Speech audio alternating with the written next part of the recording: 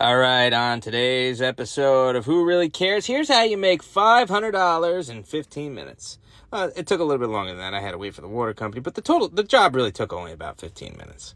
And I know what you're thinking. You're going, $500 in 15 minutes? You're ripping these people off.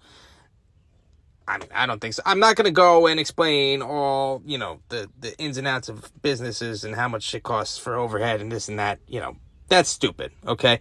There's two reasons that I really don't care about the money.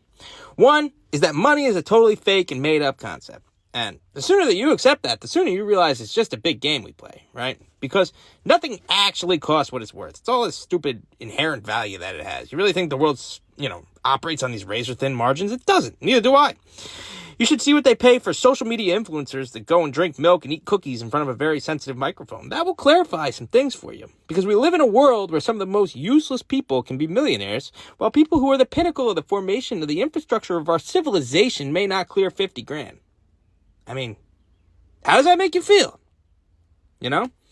And so the second reason, and the most important reason that I don't care about the money in this case, and it doesn't matter to me what we're charging for it, is because all the valves at my house work just fine.